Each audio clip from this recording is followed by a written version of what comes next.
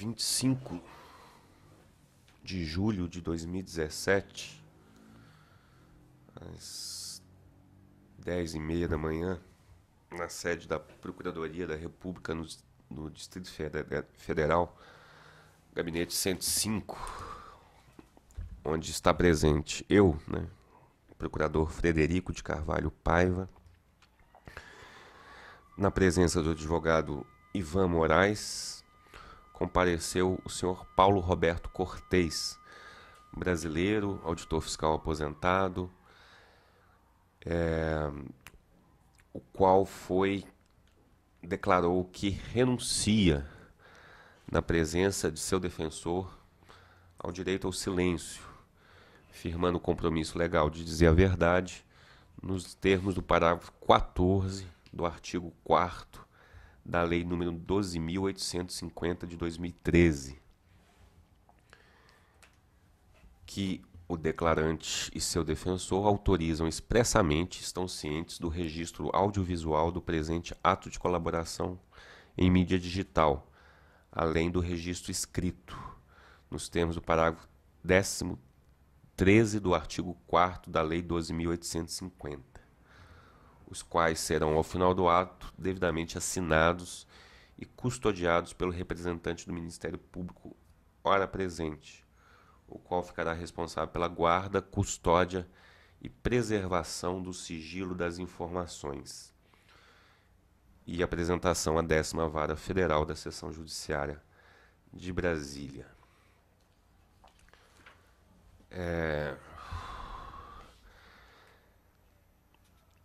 Senhor Paulo, eu queria saber como é que se deu a sua entrada na empresa SGR. Eu me aposentei do Serviço Público Federal em março de 2009 e fui contratado pelo escritório do senhor José Ricardo da Silva em abril, no mês de abril. Meu serviço tinha a finalidade de fazer relatórios e minutas de votos dos processos que lhe incumbiam para relatar junto ao CARF. Quando o senhor conheceu José Ricardo da Silva?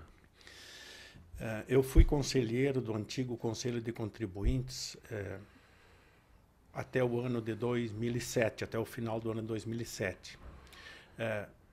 Em meados desse ano, José Ricardo foi nomeado como conselheiro junto à primeira Câmara. Nós trabalhamos no ano de 2007 na mesma Câmara de Julgamento, primeira Câmara do primeiro Conselho de Contribuintes, e de onde eu venceu o meu mandato e eu saí ao final deste ano. O senhor soube que ele era filho do doutor Ivani? Sim. Na época, quando nos conhecemos, eu fiquei sabendo que ele era filho do Dr. Ivani, que foi secretário substituto da Receita Federal por muitos anos, quando o Dr. Francisco Dornelles era secretário. E essa pessoa, do Dr. Ivani, era uma pessoa muito benquista no meio da Receita Federal. Como que foi a aproximação sua com o José Ricardo da Silva? No meu tempo de conselheiro, eu tinha como costume sempre colher toda a jurisprudência e tomar conhecimento de todos os fatos, de todos os processos, de todas as matérias que eram julgadas na área do imposto de renda. E eu costumava repassar para os demais conselheiros que me pediam cópias de acórdãos, material que tratava de jurisprudência. Eu tenho certa experiência tanto na área de imposto de renda quanto na área de contabilidade, que muitas vezes se fazia necessário para o julgamento desses processos.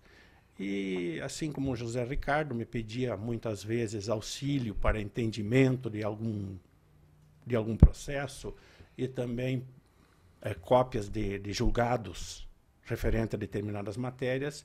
Foi dessa forma que nós nos aproximamos.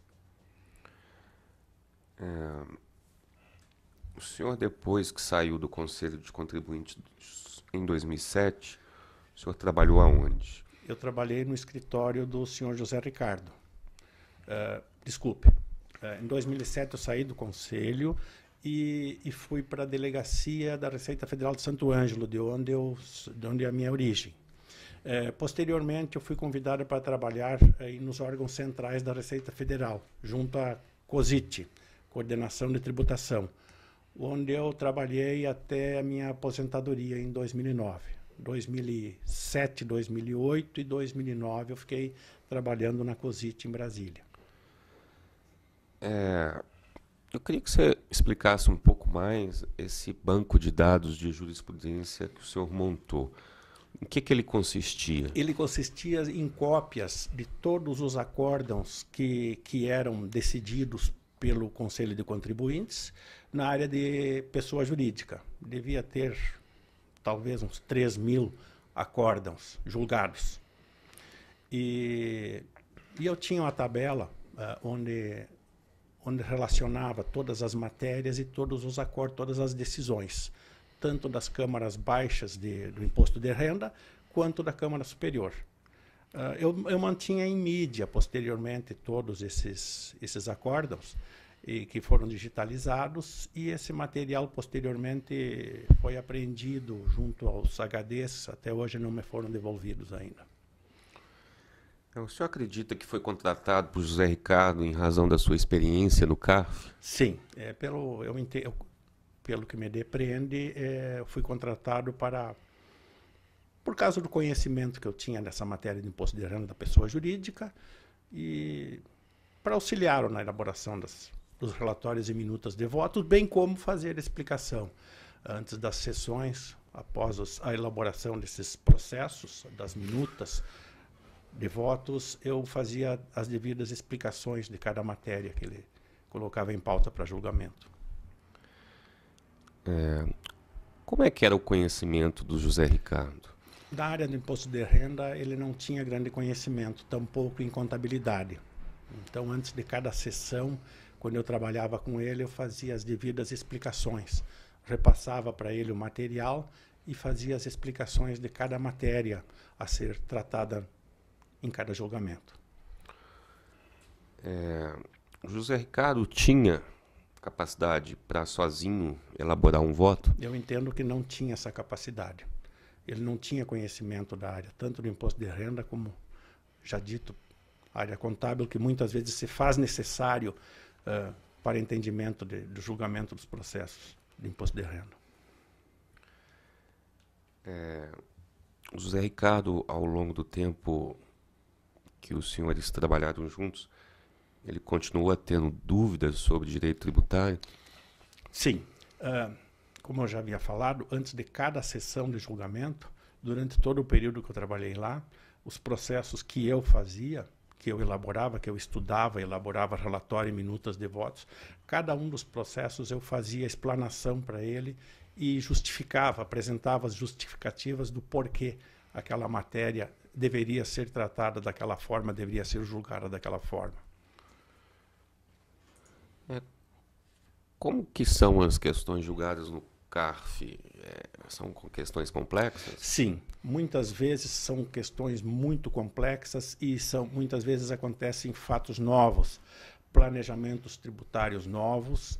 E antigamente a primeira Câmara de Contribuintes, a primeira Câmara do primeiro Conselho de Contribuintes é que recebia para julgar essas matérias mais complexas.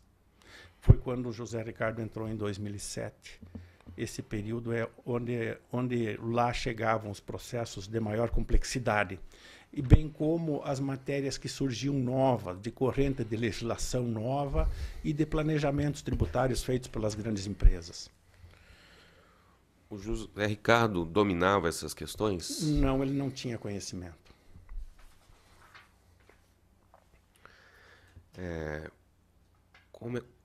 quanto e como o senhor recebia pelas funções desempenhadas? Desde que eu comecei a trabalhar no escritório, eu recebia a importância de R$ 10.000 mensais em espécie. O senhor sempre recebeu em espécie? Sempre em espécies. Aliás, todos os pagamentos feitos pelo escritório eram sempre feitos em dinheiro em espécie. Certo. O senhor tinha resultado no êxito de eventuais processos? Me foi prometido, logo que eu entrei no escritório, que quando eu tratasse de processos de clientes do escritório, eu deveria receber, seria combinado alguma participação nos resultados. Mas efetivamente nunca aconteceu, isso só ficou na conversa. Certo.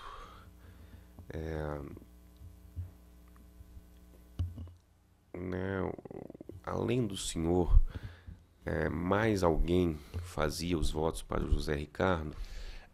As matérias das quais eu entendia que não cabia a decisão proposta pelo José Ricardo, quando acontecia isso, e aconteceu em alguns processos grandes, o senhor Grujinski, ex-funcionário público, que foi sócio do escritório do Dr. Eivani, posteriormente ele se afastou do escritório, mas ele ajudava o Dr. José Ricardo na elaboração dessas minutas de votos. O senhor Grujinski também foi conselheiro do conselho? Sim, ele foi conselheiro quando na ativa, ainda na Receita Federal. Certo. Esse doutor Grujinski, então ele era amigo do pai Ele do foi José Ricardo? sócio, depois Sócio. que ele aposentou. Sim. Ele foi auditor da Receita Federal, depois ele pediu exoneração, ele passou num concurso junto ao Poder Legislativo como assessor judiciário, ou alguma coisa do gênero.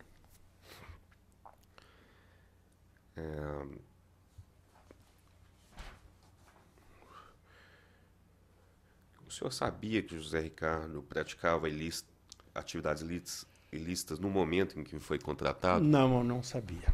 A gente não tinha conhecimento, talvez ele nem tivesse atividade regular naquela época.